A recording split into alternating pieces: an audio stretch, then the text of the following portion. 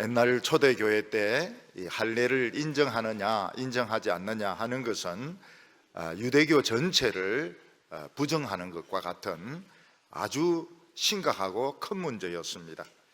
그 당시 유대인들은 굉장히 숫자도 많았고 전 세계에 영향력을 미치고 있었는데 유대교를 인정하느냐 인정하지 않느냐 굉장히 중요한 문제였습니다. 요즘도 미국에 가보면 여러 곳에 유대교 회당이 있고 또 군목들 중에서도 기독교만 있는 것이 아니고 유대교 군목도 있습니다.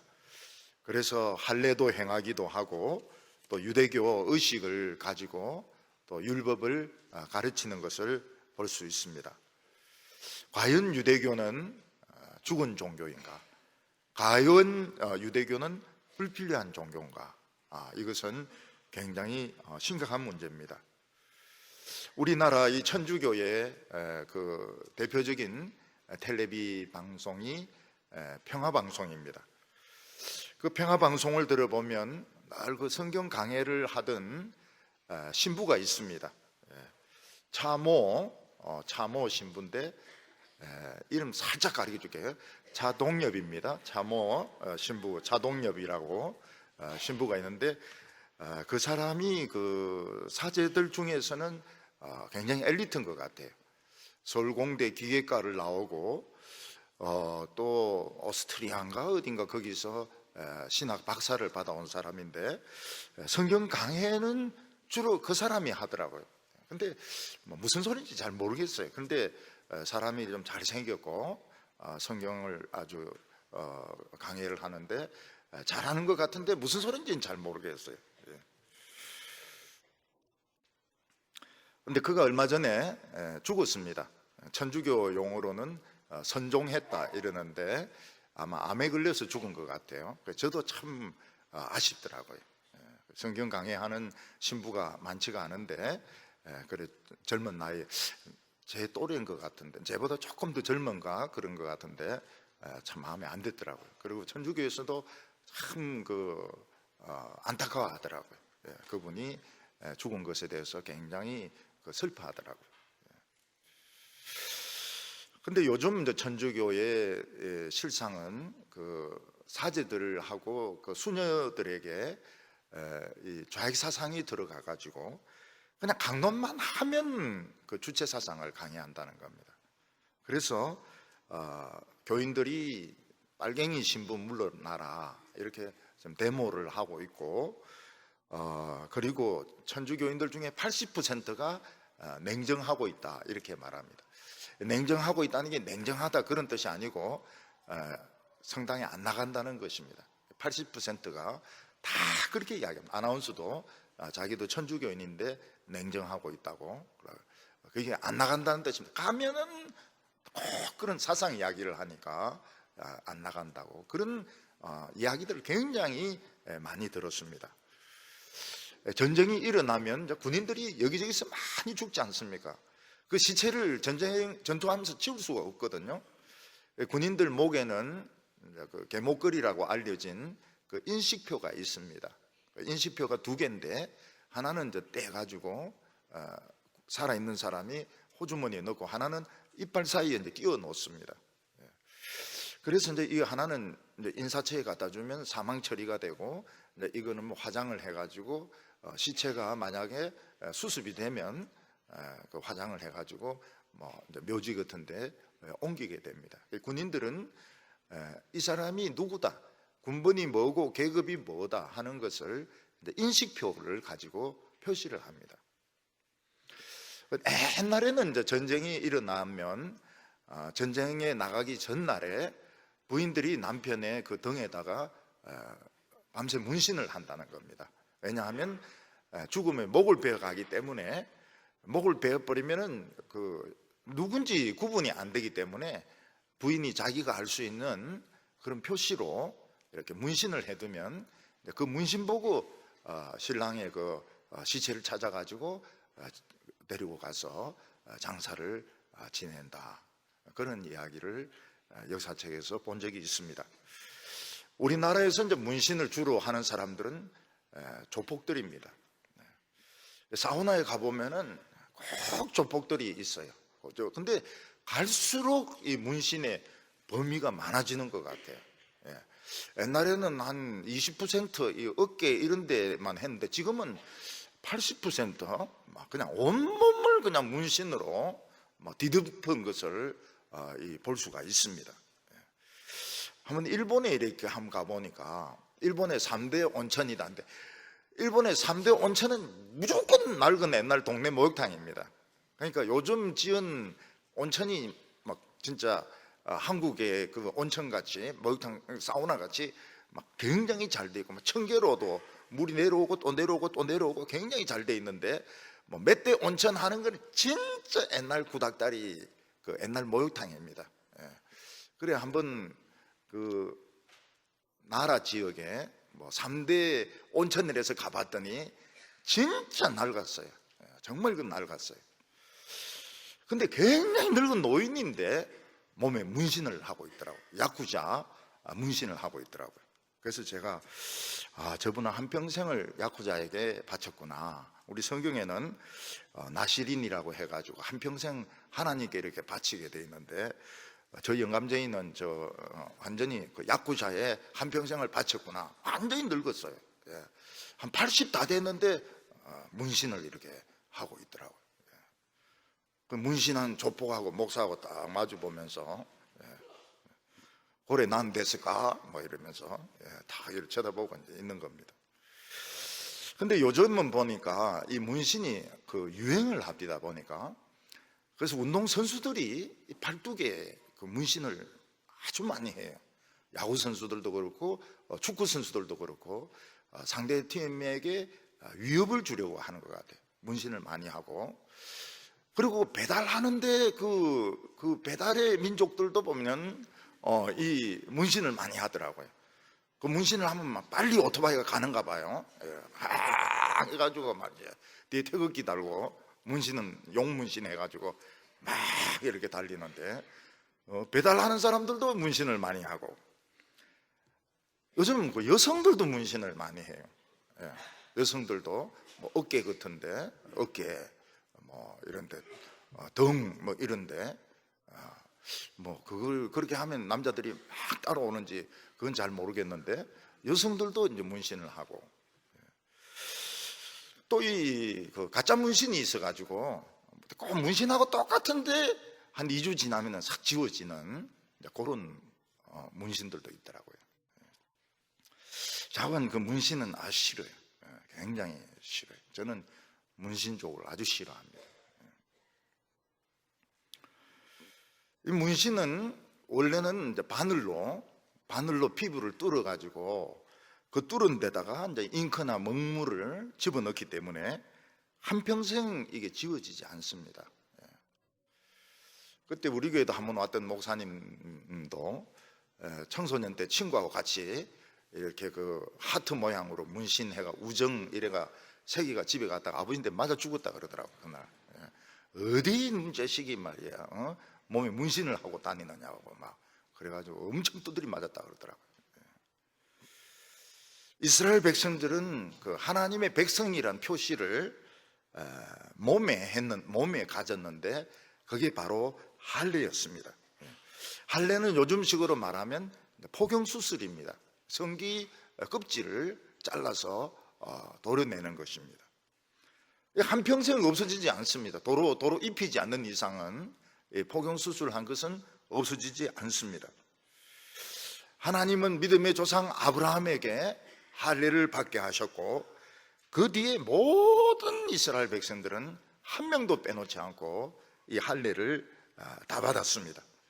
성인이 되어서 유대 교인이 될 수 있습니다. 그 사람들 개종자라 그러는데 그 사람들도 다 할례를 받았습니다. 성인이 되어서 할례를 받았는데 하나님의 백성이라는 표시입니다.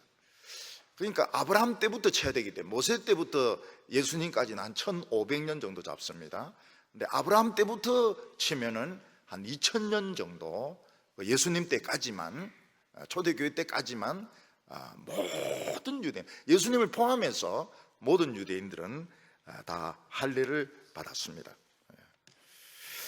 그래서 이제 초대교회 때 사도 바울이 복음을 막 전하니까 이방인들 중에서 야, 우리도 할례를 받아야 이 하나님의 백성 되는 거 아니냐. 그래서 할례를 받는 것이 아주 유행이었습니다. 기독교인들, 이방인 기독교인들 중에서 할례를 굉장히 받는 것이 유행이 되었던 것입니다.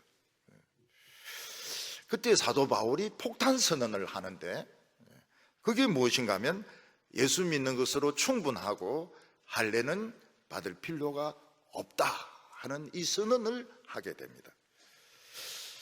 이게 오늘 우리로서는 이게 아무 문제가 안 됩니다. 우리는 할례가 중요하지 않으니까요. 근데 사도 바울 당시에서는 이게 폭탄 선언이었습니다. 유대교를 인정하느냐 인정하지 않느냐, 그리고 유대교하고 기독교가 정식으로 한판 붙는 그런 선언이었고, 그래서 유대인들은 사도 바울을 죽이려고 끝까지 노력을 했던 것입니다. 조를 짜가지고 사도 바울을 어떤 데는 돌로 쳐서 죽였는데 살아나기도 하고, 자살 특공대를 조직하기도 하고, 그렇게 그 이유가 뭔가 하면 이 할례라고 하는 것이 초대교회 당시에 그렇게 중요한 문제였고, 그때 사도 바울이 없었더라면 오늘 우리 교인들도 다 할례를 받아야 될 정도로 그만큼 강한 문제였습니다. 몇 년 전에, 오래됐죠. 오래전에 교황이 어느 나라를 방문을 했는데 그 대통령 영부인이 무릎을 딱 꿇고 그 교황의 그 반지에 키스를 딱 하는 것이 일면에 딱 나왔습니다. 다른 걸 몰라도 제일 인상적인 것은 그 영부인의 그 높은 구두 뒤축이었습니다.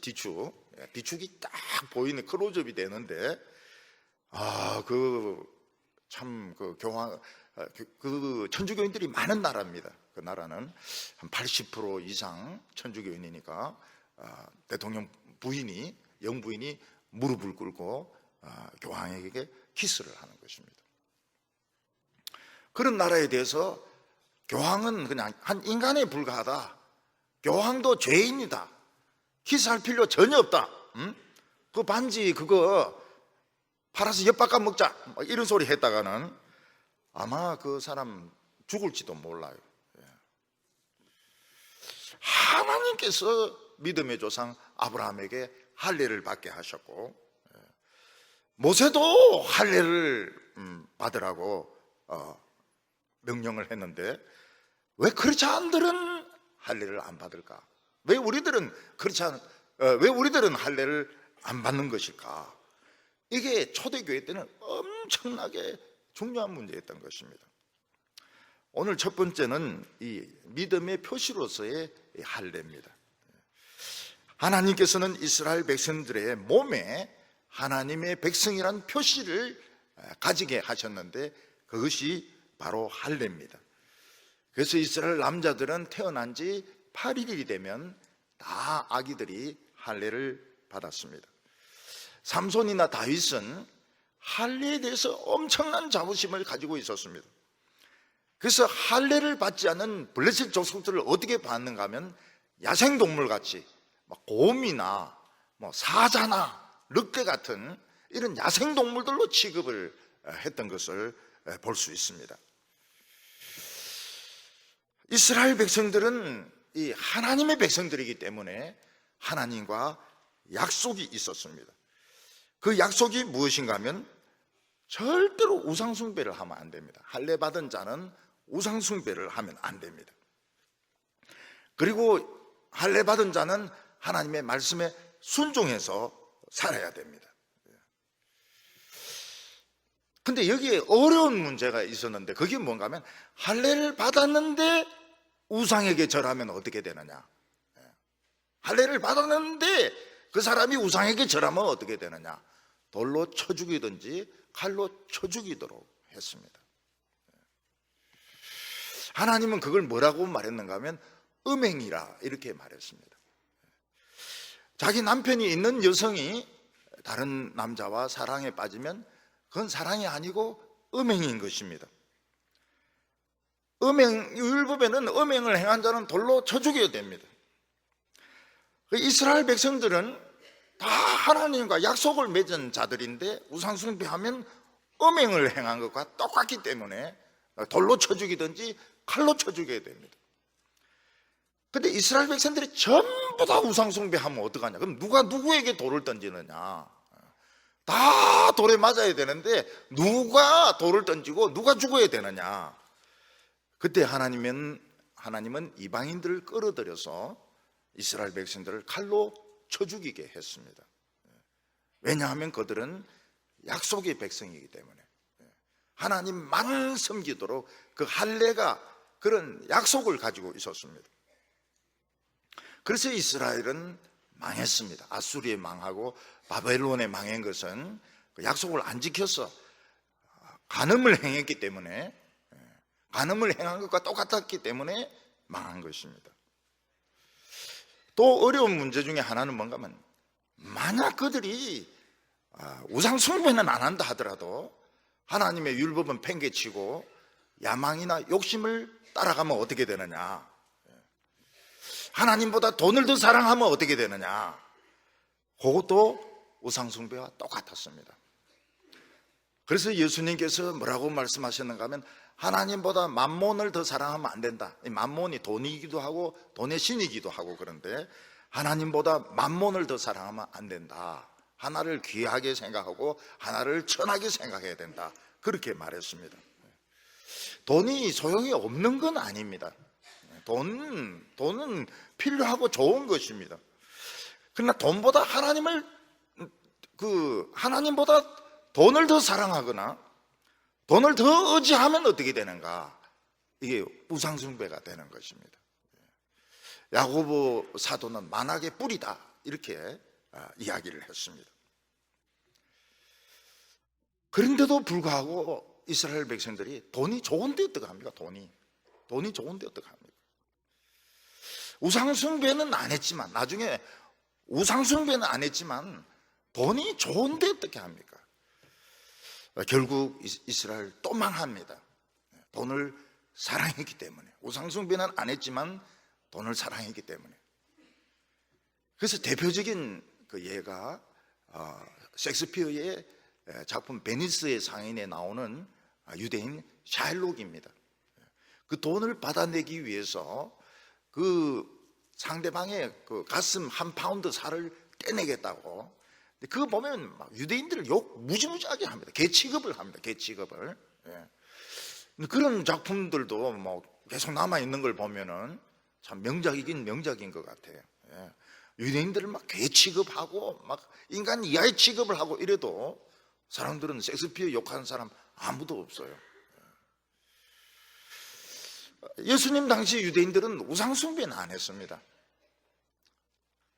그런데 율법도 지켰지만 돈을 너무 사랑했기 때문에 결국은 또 멸망을 당합니다. 로마에 의해서. 그래서 구약 성경에 보면 하나님이 여호와께로 돌아오라, 여호와께로 돌아오라, 그런 말씀을 많이 합니다. 여호와께로 돌아오라, 여호와께로 돌아가라. 바람난 여자에게 돌아오라, 돌아오라, 소렌토로 이러는 것처럼 돌아오라. 그리고 내가 선지자를 보내되 아침마다 보내어서 하나님의 말씀을 이야기했다고 말하고 있습니다. 근데 이스라엘 백성들이 돈 욕심을 포기하지 않은 이상은 할례가 소용이 없는 겁니다. 할례가 더 이들이 망하는 조건이 되는 겁니다. 차라리 할례를 안 받았으면은 하나님과 약속이 없기 때문에 안 망하는데, 결혼 안 하고 그냥 바람 피우면 그냥 바람쟁이가 되는데, 결혼하고 바람 피우니까 이거는 맞아 죽는 겁니다. 맞아 죽는 겁니다.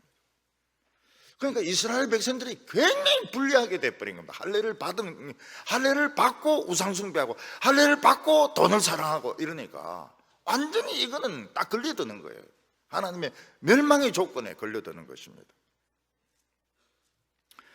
이 할례의 치명적인 약점이 뭔가 하면, 여성들은 할례를 못 받습니다.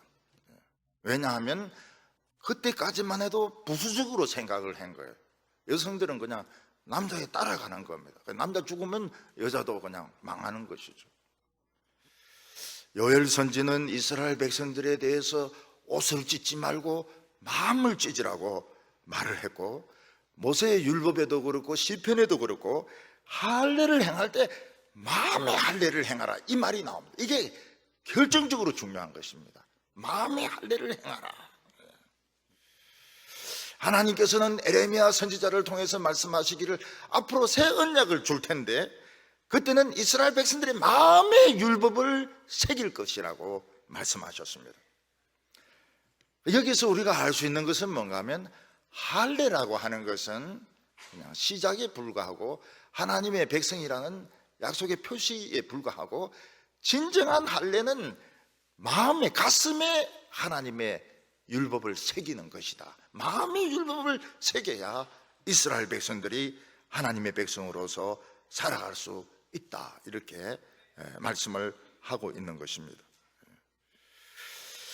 그러니까 이 하나님의 말씀은 어디에 새기는 것이 할례냐? 가슴에, 심장에 새기는 것이 이게 진짜 할례라고 구약에서도 그렇게 말씀하고 있습니다. 시편과 에레미야서, 모세도 그렇게 말하고 있습니다. 심장에 그 율법을 새기려면 심장을 꺼내가지고 거기다가 새겨야 될 텐데, 그러면 사람이 죽지 않을까요? 사람이 거의 죽을 겁니다. 이 할례라고 하는 것은 가슴에 하나님 율법을 새기면 필요가 없는 것이 되는 겁니다. 잉크가 어디까지 들어가야 되는가? 문신을 한다면 잉크가 가슴, 심장까지 들어가서 거기서 새겨야 된다는 것입니다. 가끔 보면 사람들이 공부를 많이 한 사람 보고 뭐라고 말하는가 하면, 저 사람은 먹물을 먹었다, 그런 이야기를 합니다. 먹물을 먹었다, 공부를 많이 했다는 뜻이죠. 저는 그 가방끈이 길다, 그게 무슨 말인지 몰랐어요. 저 사람은 가방끈이 길다, 가방끈이 긴다. 그럼 뭐 혁대끈이 긴 거는 안 되는가? 그게 이제 공부를 많이 했다는 뜻인데, 먹물을 많이 먹었다, 그렇게 말합니다. 그 믿음이 무엇인가 하면, 믿음은 먹물을 먹는 것이 아니고 심장에 하나의 말씀을 새기는 것이, 이게 진짜 믿음이고 진짜 할례라는 것입니다. 오늘 두 번째로, 이방인들이 하나님의 백성이 될 수 있느냐 하는 것입니다. 수십 년 전에 독일의 베를린 장벽이 무너졌습니다.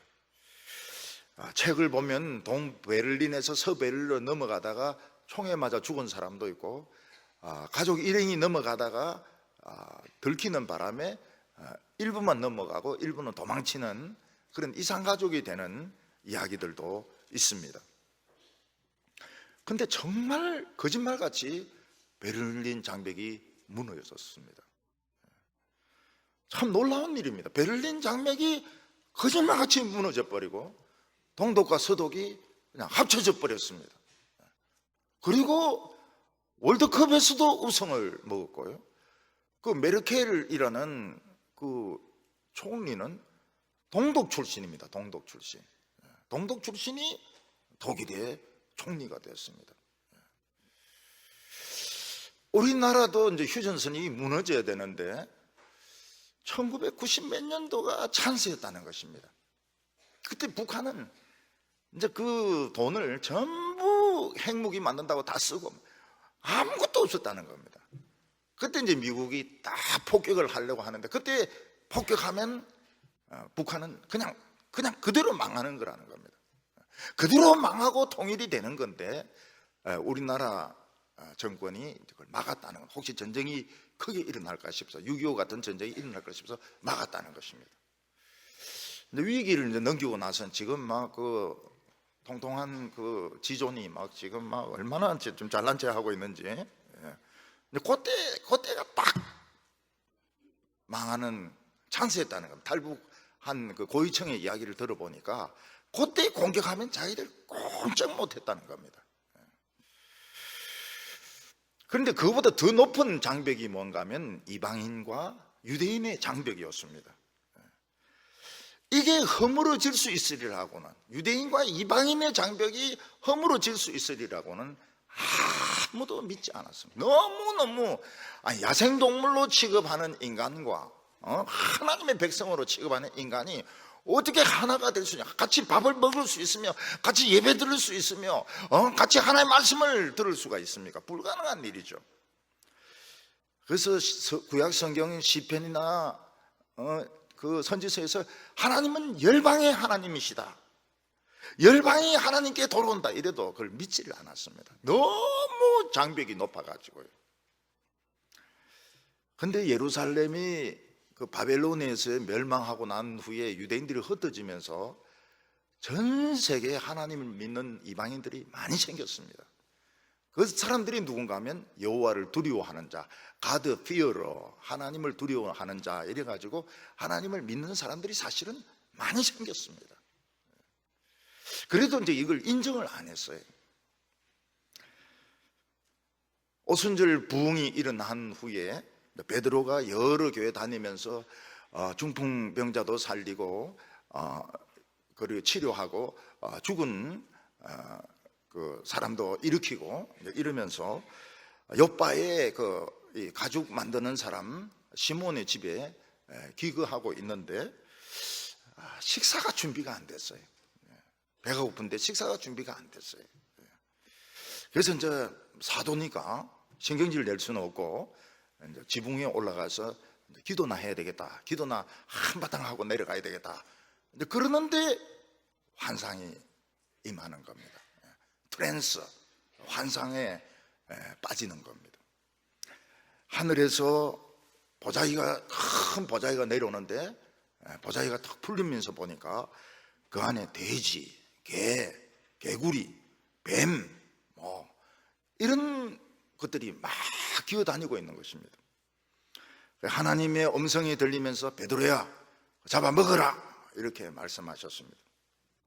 돼지, 개, 뱀, 개구리, 그 유대인들은 다 못 먹는 거거든요. 해삼 뭐 이런 거 다 못 먹는 거거든요.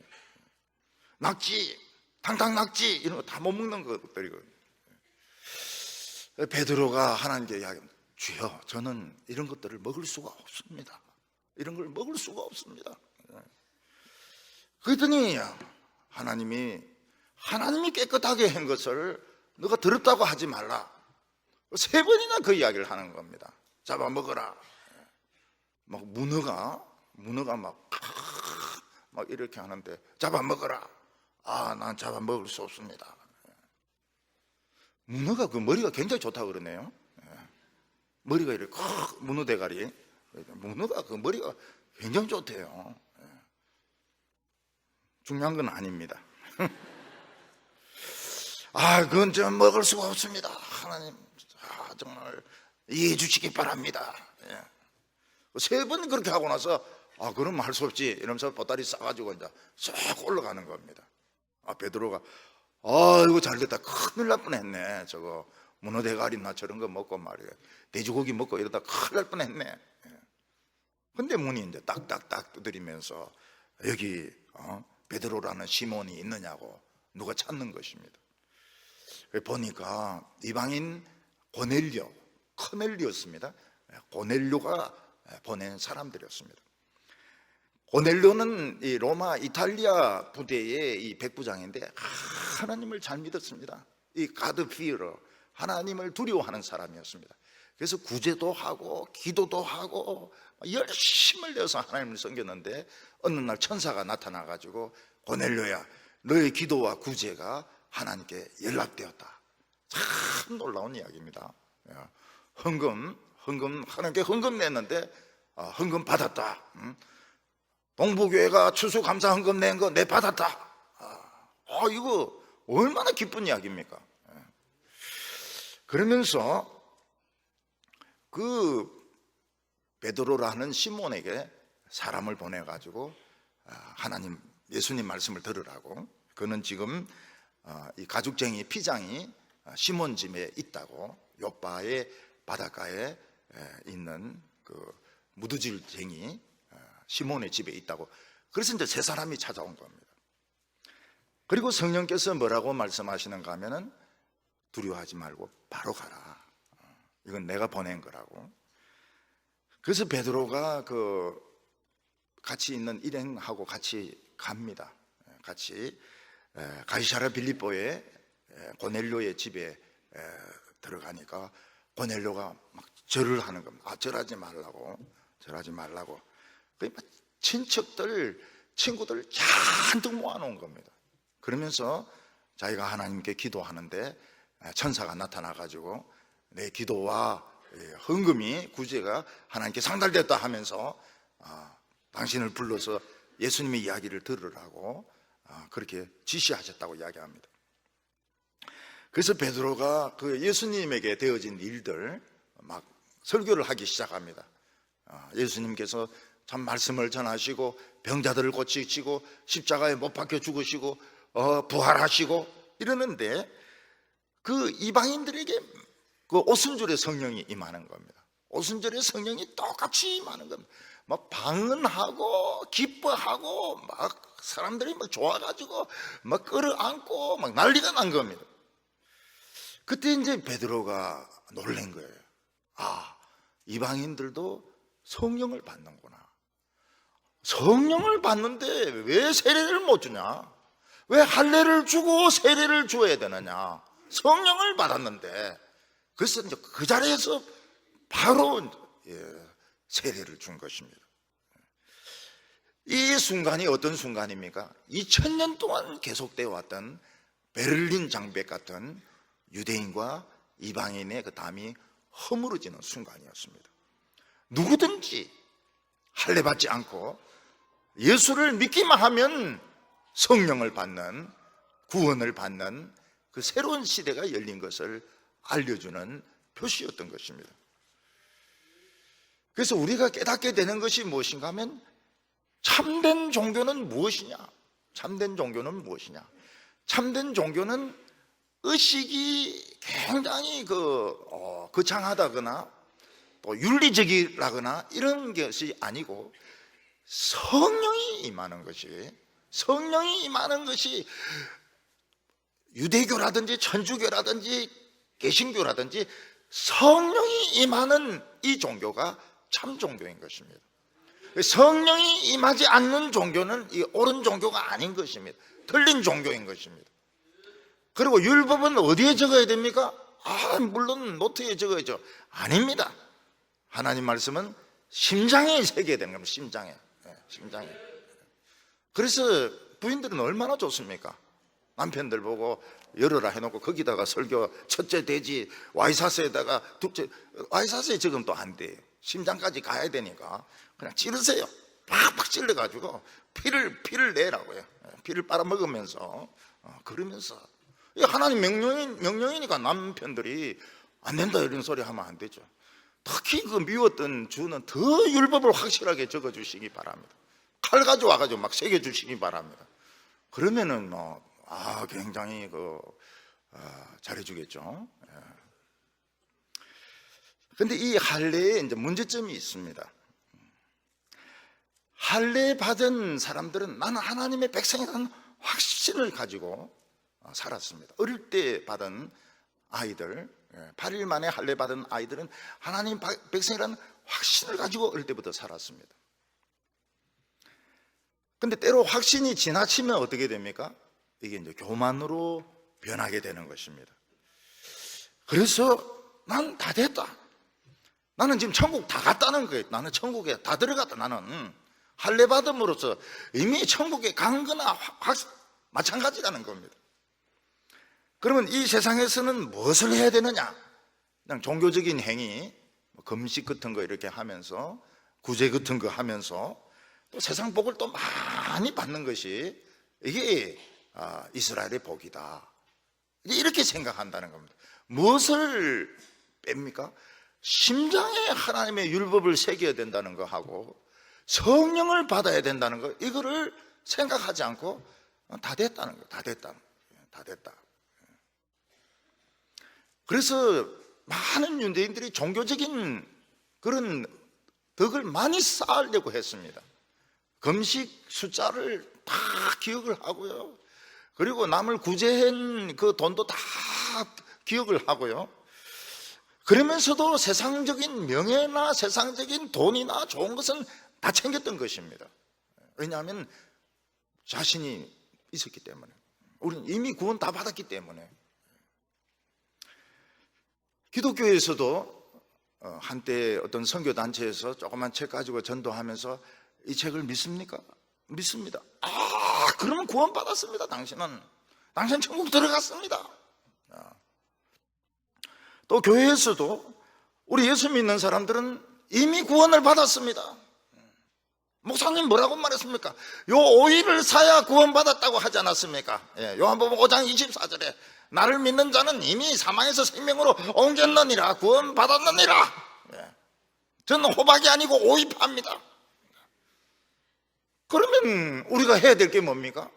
선교사 파송하고, 그리고 이제 사회적으로 이 좀 정의로운 사회를 만들고, 그리고 성공해서 사회의 빛이 되고 소금이 되고, 그러면 이제 충분하다. 왜냐하면 천당 간 거니까. 나는 구원 이미 얻어버린 거니까 공부 막 열심히 해가지고 하버드도 들어가고 말이죠. 기업적으로 성공하고 또 기부금 팍 내고 연말에 그래서 텔레비에 사진도 한번 찍히고, 이러면 이게 이제 기독교라는 것입니다. 그러다가 이단들이 나타나가지고 뭐라고 이야기합니까? 야, 그 예수 믿는 게 그게 뭐냐? 기독교가 엉터리다. 구원받은 사람들은 구원받은 증거가 있어야 된다. 뭐냐? 방언이다.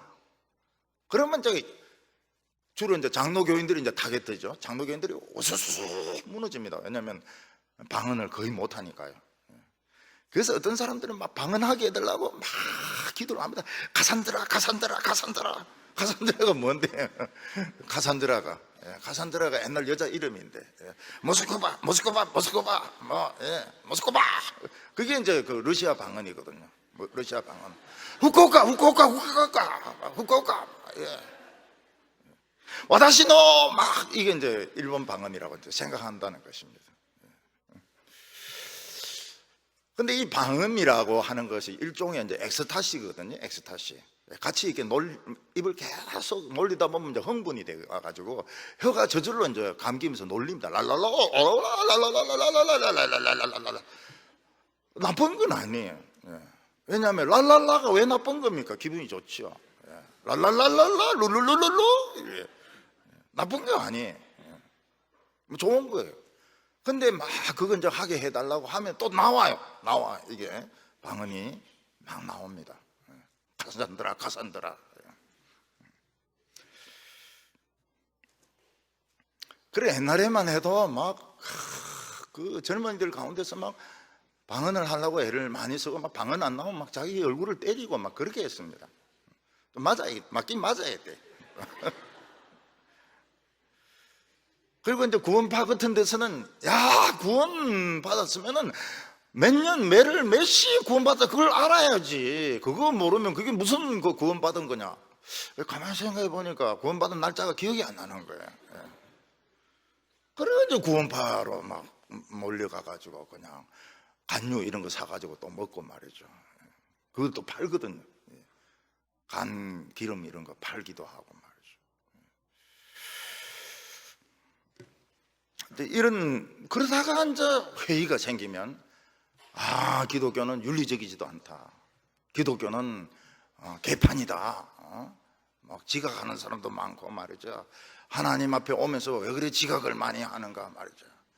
조는 사람도 많고. 원래 조는 사람 많다고 안 했습니까? 늙은이는 꿈을 꿀 것이며 젊은이는 비전을 볼 것이며 그 다 성경에 나와 있는데, 그러니까 기독교인은 이거 엉터리다. 그래서 이제 기독교 숫자가 팍 줄어드는 겁니다. 젊은이들이. 그래서 많은 목회자가 저희한테 이야기합니다. 기독교가 역삼각형이라고. 여러분, 역도하는 사람은 역삼각형이 굉장히 좋은 겁니다. 위에 알통 나오고 배는 팍 들어가고. 기독교는 지금 역삼각형이다. 노인들만 많고 젊은 층은 적고 역삼각형이다. 동부교회는 어떻습니까? 우리는 일자형이다. 일자형. 우리는 똑같아. 돌아가시면 또 태어나고 돌아가시면 또 태어나고 이러니까 똑같긴 똑같은데 돌아가시니까 마음이 참 안 됐어요. 마음이 참. 그래도 몇십 년간 같이 신앙생활 하면서 한 번씩 이야기도 주고받고 이러다가 막 안 보이고 이러니까 마음이 참 안 되긴 안 됐어요. 그 기독교를 부정해 버립니다. 지금은 기독교를 지금 부정하는 사람들이 굉장히 많아요. 기독교 세습이나 하고 말이죠. 양적으로만 막 키워가지고 바벨탑을 쌓고 말이죠.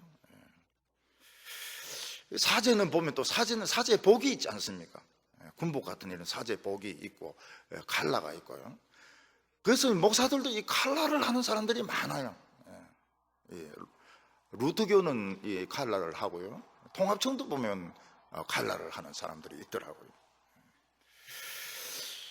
그리고 성녀들이 이렇게 동안거 이래가지고 방에 들어가가지고 한 6개월이 넘으면 3개월 안 나오고 이제 앉아있는, 그것도 보니까 쉬운 거 아니더라고요. 저는 그냥 앉아서 졸면 안 되나 이런데 그게 아니더라고요. 그것도 굉장히 어렵더라고요. 어렵고 앉아서 오래 있으면은 사탄의 역사가 굉장히 강하게 임한대요.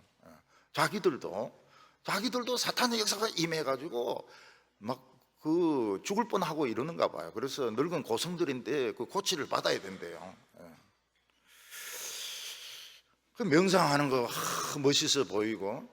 여러분, 책들 중에서 종교인이 종교 냄새 안 내고 책 쓰면 이건 베스트셀러입니다. 그리고 기독교하고 심리하고 딱 합치가 책 쓰면 이 베스트셀러 됩니다. 베스트셀러 돼요. 그런 신부들도 있죠. 심리학을 전공했는데 신학도 전공하고, 그럼 막 매력적입니다. 심리학적으로 접근을 해가지고. 그리고 중이지만 절대로 그 이야기 안 하고 그냥 살아가는 이야기하면 사람들 굉장히 좋아합니다. 그게 오늘날의 트렌드입니다. 트렌드. 바울이란 뭔가 좀 천박하게 보이고, 바울로 이렇게 하면 뭔가 좀 괜찮은 것 같은, 근데 이런 느낌이 드는 겁니다. 바울께서 이렇게 해야지, 바울 이러면은 너무 좀 수준이 떨어지는 것 같은. 그리고 그냥 막 악을 쓰면서 기도하면 발작하는 것 같은데, 마리아나 예수님 발밑에 입을 탁 맞추고 두 손 모으고 기도하면은 경건할 것 같은 이런 느낌이 드는 겁니다. 근데 이게 왜 이제 이런 현상이 생기는가 하면 마음의 할례를 안 받아서 그런 겁니다. 사람이 마음의 할례를 안 받으니까 허전하지 않습니까? 그러니까 이게 막 어떻게 하든 거룩해지고 싶어가지고 막 발작을 하는 거예요. 사제가 되기도 하고 수도사가 되기도 하고 금식도 하기도 하고 예수님 발에 입 맞추기도 하고 마리아 발에 입 맞추기도 하고요. 할례는 마음에, 심장에 하나님의 율법을 새기는 것입니다. 어떻게 심장을 꺼내가지고 거기다 하나님의 말씀을 적을 수 있을까요? 그게 중요합니다. 일단 우리가 이제 세례를 받지 않습니다. 세례는 필요합니다. 결단이니까요. 세례는 믿는 것을 바꾸는 것입니다. 세례는, 회개는 믿는 것을 바꾸는 것입니다. 세상을 믿고 돈을 믿고 정치가를 믿다가 하나님을 믿고 하나님의 말씀을 믿는 것으로 믿음의 대상을 바꾸는 것이 회개입니다. 그리고 이 가슴에 하나님의 말씀을 새긴다는 것은 진짜 칼질하는 건 아니고요. 남편 등에 대놓고 막 볼펜으로 막 로마서 3장 30절 적고 이렇게 하는 거 아니고요. 하나님 말씀을 자꾸 듣는 겁니다. 들으면 이게 칼질이 자꾸 되는 겁니다. 심장에 칼질이 자꾸 돼요. 그래서 어떤 때는 아픕니다. 하나님 말씀 들으면 막 아파요. 그리고 어떤 때는 시원합니다. 왜냐하면 그 고름을 짜내기 때문에 시원합니다. 그래서 이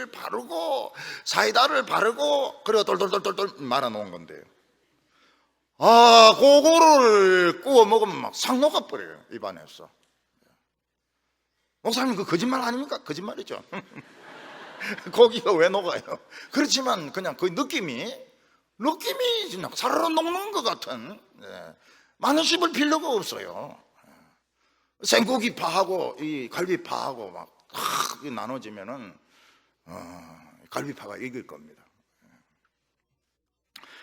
우리가 하나님의 말씀을 자꾸 들으면은 갈비처럼 막 심장에 막 칼질을 막 하거든요. 그리고 막 성령님이 막 양념을 쫙쫙 뿌리고 키위, 배젓 쫙쫙, 사과액, 그리고 사이다, 콜라. 그러니까 이 사람이 벌써 이게 외모가 벌써 물을 먹었잖아요. 성경에 물을 먹어 놓으니까 벌써 사람이 굉장히 매력적인 거예요. 얼마 전에 그 누가 고대생이 이렇게 왔는데 고대 냄새가 난다 그래요. 고대 냄새가. 그 무슨 냄새냐 이러니까 막걸리 냄새가 난다 그래요. 우리 성령의 사람들은 벌써 딱 매력적입니다. 성령의 사람들은 벌써 이 성령으로 다져나가지고 얼마나 부드러운지 몰라요. 뻣뻣한 사람이 아무도 없어요. 전부 막 나긋나긋하고요.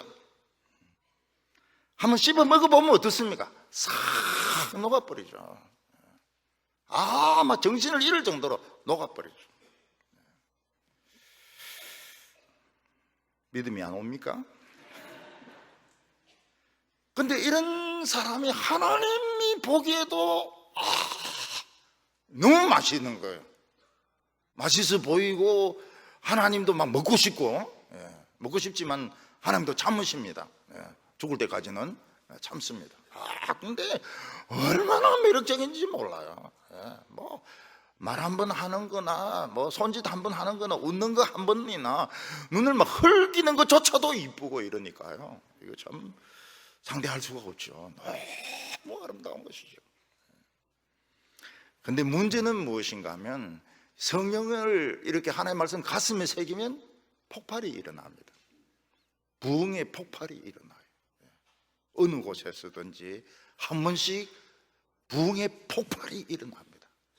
어린이들이 막 찬양하고 막 난리가 나요. 어린이들이 찬양이 막 얼마나 크고 어린이들이 기뻐하고 어린이들이 몰려들고 청년들도 몰려들고 어른들도 몰려들고 막 폭발이 일어나는데 그 뭐 정치에 관심이 없습니다. 핵무기 이런 데 관심이 없어요. 핵무기 뭐 엿바가 먹을 것도 아니고 터뜨릴 것도 아니고 그 지존이 알아서 그냥 배교로 쓰면 되는 것이고요. 예. 이 마음의 할례가 없으면 자꾸 사람을 신분으로 구분하려고 합니다. 사제, 목사님은 거룩한 분이시고 평신도는 거룩하지 않고, 목사님도 구분합니다. 큰 목사님, 작은 목사님. 옛날에 절에 다녔기 때문에 큰 스님, 작은 스님 하듯이. 그래서 이제 큰 목사님은 거룩하니까 방에 처박아 놔버리고요. 그래서 이 담임 목사들이 정신적으로 좋지가 않아요. 우울증 환자 아닌 사람이 없을 겁니다. 다 구분을 해놨으니까요. 담임 목사, 부목사, 전도사. 제일 신나는 사람이 전도사죠. 애들하고 막 놀고 막 이러니까 우울증에 걸릴 시간이 없는 겁니다. 체력이 딸려가지고. 담임 목사는 뭐 아무도 안 만나니까요. 교인들이 저기서 보면 저쪽으로 도망가 버리고 저쪽에서 도망가 버리고 이러니까 자기가 막 찾아가면 막 뛰어서 도망가고 이러니까 우울증 환자 아닌 사람이 없어요. 다 우울증 환자예요. 그래서 저 딴 교회 담임 목사 만나면 마음속으로 그럽니다. 너도 우울증이구나. 그리고 막 자살한 사람 보면은 너도 내 형제구나. 응? 나도 뭐 그러고 싶었는데 네가 먼저 죽었구만. 근데 똑같아요.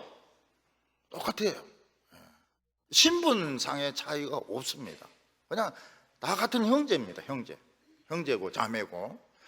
그래서 옛날에는 그 장례식 할 때 장로 누구, 뭐 목사 누구 이리 안 하고 다 성도라고 했습니다. 성도 김서택 잘 죽었다 이래가지고 딱 위에 덮어놓고 이랬는데 요즘은 이제 그걸 구분하더라고요. 장립집사.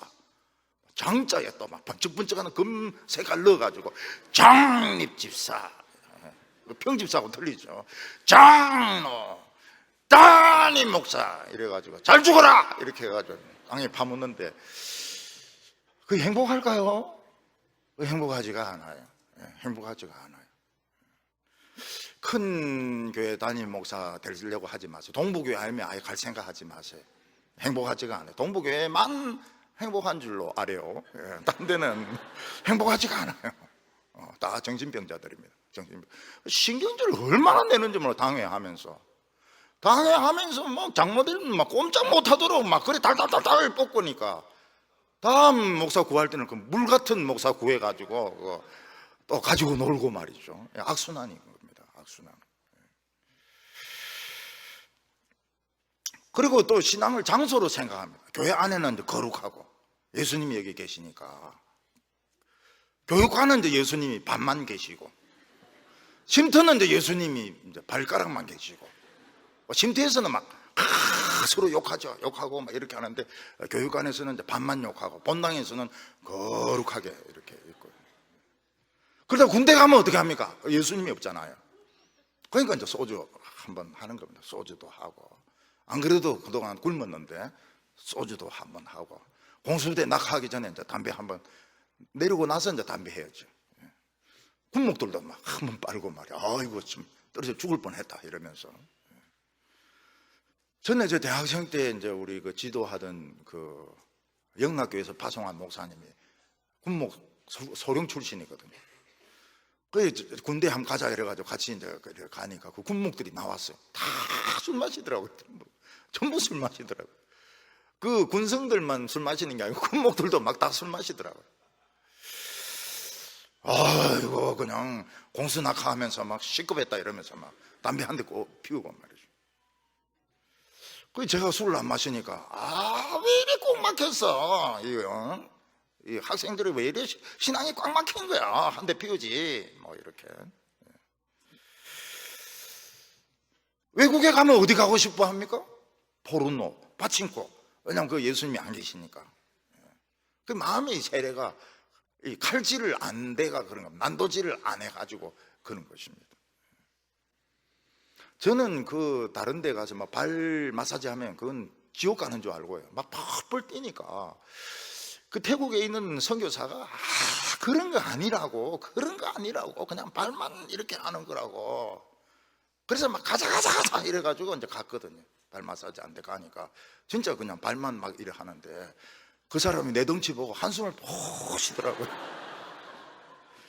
돈을 더 받아야 되는데 그땐 제가 뭐 더 컸거든요. 더 크고 우람하고 이러니까 선수가 온 줄 알고.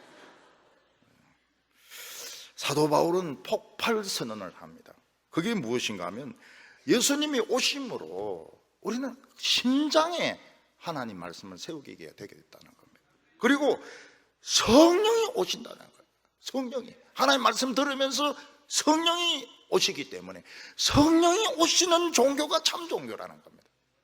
성령이 오시지 않는 천주교, 성령이 오시지 않는 개신교, 성령이 오시지 않는 큰 교회, 성령이 오시지 않는 선교단체, 그건 참 기독교가 아닌 겁니다. 벌써 그걸 느끼는 거예요. 젊은 사람들이 느끼고 다 빠져나가 버립니다. 그래서 이거는 인간적인 모임이라는 걸 아는 거예요. 30절에 보면 할례자도 믿음으로 말미암아 또한 무할례자도 믿음으로 말미암아 어렵다 하실 이는 하나님이시니라. 더 이상 할례는 중요하지 않다고 말하고 있습니다. 폭탄 선언이죠. 이 폭탄 선언 때문에 유대인들이 바울을 죽이려고 한 겁니다. 세례 요한은 회개하라 천국이 가까웠느니라 하면서 바리새인과 서기관들이 이 외식하는 자들이야, 도끼가 나무 뿌리에 놓였으니 회개에 합당치 않은 회개에 합당한 열매를 맺지 않는 나무는 다 찍어서 불태워버리라, 그렇게 말했습니다. 그들은 성령이 없어요. 그들은 마음에 할례를 안 받은 것입니다. 세례 요한은 또 말하기를 나는 물로 세례를 주지만 내 뒤에 오실 이는 나보다 더 강한 분이신데 그는 성령과 불로 너희들에게 세례를 주시리라. 우리식으로 표현하면 칼과 양념으로 세례를 주실 것이니라. 어떤 데 하나님의 말씀 들어가면서 막 양심이 막 타들어가는, 뜨거워라 막 양심이 막 타들어가는 이런 느낌이 드는 게 이 가슴에 이 할례를 받는 것입니다.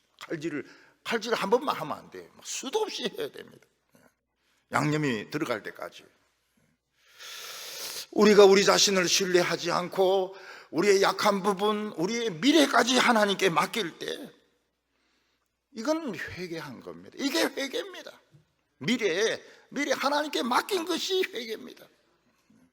사도 바울은 자기가 소중하게 생각하는 모든 것을 배설물같이 여기는 것은 예수 그리스도를 아는 지식이 가장 고상함을 인함이라. Knowing Christ, 예수 그리스도를 아는 지식이 가장 고상하다고 말하고 있습니다. 사도 바울은 사람들에게 더 이상 나를 괴롭게 하지 말라, 나는 예수의 흔적을 가져노라고 말했습니다. 그 예수의 흔적이 무엇입니까? 복음 전하면서 돌로 맞고 채찍에 맞고 매를 맞고, 매는 뭔가 하면 막대기로 때리는 겁니다. 태장을 말하는 것입니다. 고문을 당하기도 하고 그리고 감옥에 갇히기도 하고, 그 모든 흉터들, 그걸 사도 바울은 사랑했던 것입니다. 참 이상한 것이 그 고통당하고 매 맞는 것을 사랑했던 겁니다. 그 흔적을, 그 흉터를 사랑했던 것입니다. 세상에 흉터를 사랑하는 사람이 누가 있습니까? 자전거 타다가 넘어져가지고 뼈 부러져서 수술하는 흔적을 사랑하는 사람이 어디 있습니까? 끔찍하죠. 근데 사도 바울은 사랑을 했습니다. 왜냐하면 그것 때문에 예수님과 더 가까워졌다고요. 사도 바울이 복음을 전한 거 보면 여러 군데서 폭발적인 부흥이 일어나게 됩니다. 비시디아 안디옥은 막 비실비실한 사람들이 사는 데거든요. 근데 거기서 부흥이 일어나면서 도시 사람들이 다 모여서 설교도, 이게 부흥입니다. 이게 부흥이에요. 온 도시 사람들이 다 모여가지고 이미자 노래 부르고 이건 부흥이 아닙니다. 이건 지옥의 부흥이죠. 비시디아 안디옥에서도 부흥이 일어나고 고린도 안디옥에서 이 에베소서에서는 폭발적인 부흥이 일어났는데 거기서 에베소서에서 특히 고통이 심했다고 말하고 있습니다. 근데 그거를 사랑했어요. 근데 이거는 이제 천주교인들이 가진 미신인데요. 천주교인들이 이제 성 프란시스를 자기들은 이제 굉장히 존경하지 않습니까? 이 성 프란시스는 이제 옷 한 벌만 가지고 예수님 말씀대로 살기로 생각하고 이제 기도하고 금식하고 막 그 은혜 달라고 이러는데, 이제 어느 순간부터 손바닥이 간질간질하고 옆구리가 간질간질하고 발바닥이 간질간질하면서 손바닥에 흉터가 생기고 옆구리에 흉터가 생기고 발바닥에 흉터가 생기고 5군데 흉터가 생겼습니다. 5군데 상처가 생겼습니다. 천주교인들 그걸 오상이라고 그러는데, 오상, 5개의 상처라고. 예수님을 너무 닮기를 원했기 때문에 예수님처럼 그 못자국 있는 곳에, 창자국 있는 곳에, 그곳에 이 상처가 생겼다, 오상이다, 이렇게 이야기를 하는데, 사실은 거짓말이죠. 거짓말이지만은 얼마나 이 프란시스코가 예수님을 닮기 원했는지, 예수님의 고통을 사랑했는지 그걸 알 수가 있습니다. 할례는 필요치 않게 되었습니다. 오늘 한국교회 문제도 바로 여기에 있습니다. 숫자와 예배당의 크기, 그게 아닙니다. 그게 아니고 가슴을 찢어야 되고 성령의 세례를 받아서 사람이 맛있어져야 되고 양념이 들어가야 되고 입안에서 살살 녹아야 되는데, 지금 거기 그냥 세상하고 똑같아요. 세상에서 있는 사람이 똑같아요. 예배 보는 거 말고는 다른 것이 아무것도 없습니다. 그러니까 사람들이 기독교를 욕하고 떠나는 것입니다. 오늘 우리 가슴에 자해하듯이 칼질을 할 것이 아니고 말씀을 들으면서 이 말씀이 내 가슴에 새겨지고, 그래서 내 인생이 맛있는 인생이 되고 하나님 입에서 살살 녹는 인생이 되고 폭발적인 부흥이 일어나는 우리 동부교회 성도님들이 다 되시기를 바랍니다.